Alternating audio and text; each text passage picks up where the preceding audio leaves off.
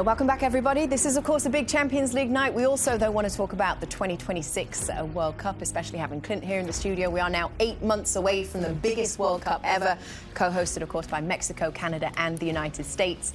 And after this month's qualifying games, 28 of the 48-team field is now set. So this month, England became the first team from Europe to qualify and the only team so far to qualify from Europe. 11 others will follow. Next month, defending champions Argentina, they won South American qualifying. Brazil did make it as well, but they only did that by finishing in 5th place, perhaps a surprise. And there are a few newcomers to mention as well, including Cape Verde, the second smallest nation ever to qualify for the World Cup, plus Jordan and Uzbekistan. So still a bunch of teams to still fill out the roster there for the 2026 World Cup. But Jamie, just your thoughts broadly on favourites for this tournament? I think you'd have to look at Argentina. The holders, will it be the last time we see Messi play football? You know, they'll probably have great support there, especially if they get some games in Miami with his impact on the MLS and playing for Inter Miami. I think from the European side of things, you would have to look at the European champions, Spain, Yamal, and France and Mbappe. You know, arguably the two best players in the world, maybe right now, alongside obviously Dembele with France as well. So, yeah, I find it very difficult to ever look at a tournament and not have France at the back of my mind. England didn't make the cut for you. How far outside of that kind of top? I would say the next level of teams, maybe alongside Portugal, where I'd say those teams I've just mentioned are probably favourites, and these have got an outside chance. OK. Clint, let's talk about the US. What are you going to talk about? Well, obviously, we just had another international window. So let's talk about recent results and kind of the shape that you think this US team is in right now. Yeah, for sure. I mean, if you talk about the recent games, there's a reason to be excited.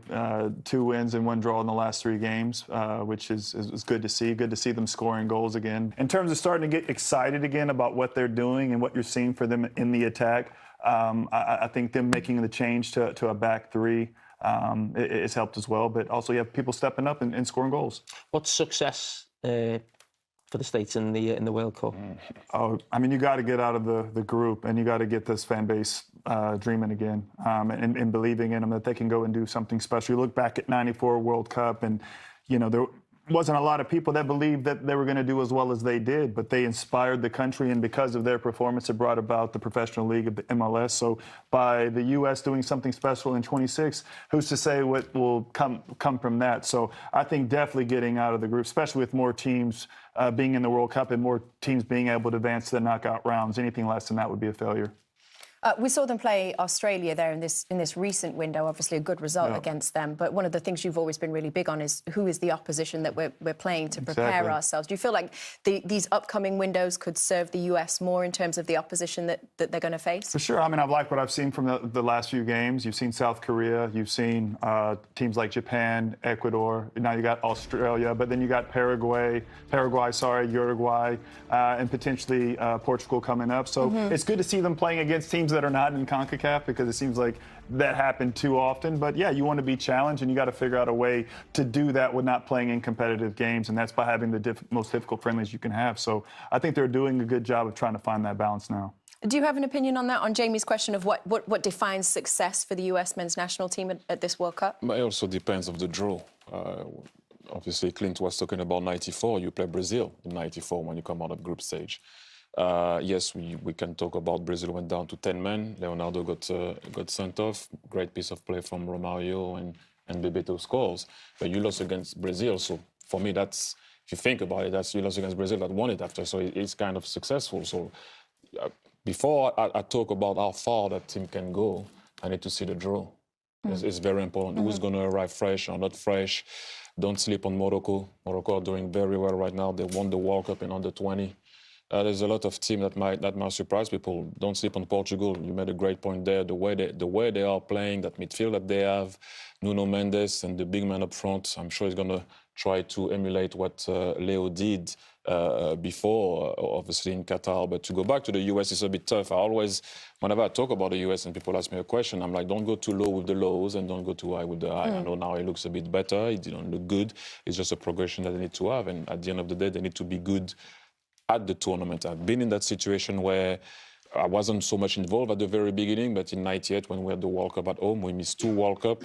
We were not great in friendly games. We were not that great in the group stage, and we managed to win it. So what you want is to perform when it matters. Amen. So I know we're a long way out yet, right? Yeah. But we just thought it'd be kind of interesting to ask you your starting 11 for the first game at the World Cup. If we're choosing, let's assume everybody's fit, right? Yeah, come on, Mauricio. For sure. If you're choosing today. I've never said that I'm the best coach. But he's after his job. You got to go with what's been working. And for me, they played their best in a 3-4-2-1 or a 3-4-3, however you want to put that. You know, you had Miles Robertson, Tim Ream, Chris Richards in the back. I think maybe it's still up for grabs, possibly the goalkeeping position. Anthony Robinson when fit out there on the left, McKinney and Adams in the middle with Dest on the right. I also think Weah is fighting for that position with Dest. That could go either way. You got Pulisic, and maybe a surprise to some is Tillman, who I've really enjoyed watching the way that he plays, how smooth he is, not being panicked, and he's starting to produce more for the U.S. And then up top, you got Balogun, who I think is the best number 9 that we have. But Haji Wright is also knocking at that door and can easily be in that position. So like you said, a lot can change from now until what we see in March. But if you had a gun to my head and I had to pick right now, this is kind of the team I'd go with. Are there question marks there for you that you kind of like certain areas that you're unsure of, or is that pretty? Yeah, I would say the goalkeeping position. Normally, we had a keeper that was playing week in and week out in Europe. We don't really have that now.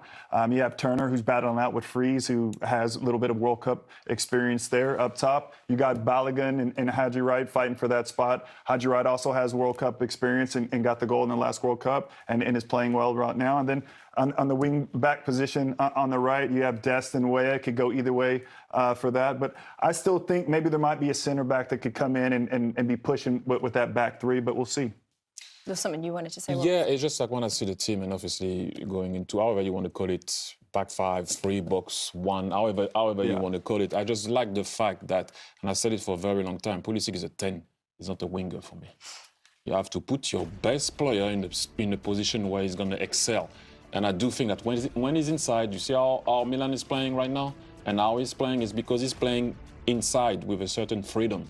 Obviously, he has to press, he has to do what he has to do. But when you play in the box 3, your guys will occupy the width, and your best player is inside. Like you know, Clint, you played inside. You can always play with your 9. You can play with your wing back on the outside. You're always in and around. You're in front of goal. You can shoot. I think it can be a great position for him, and you see it at Milan this year.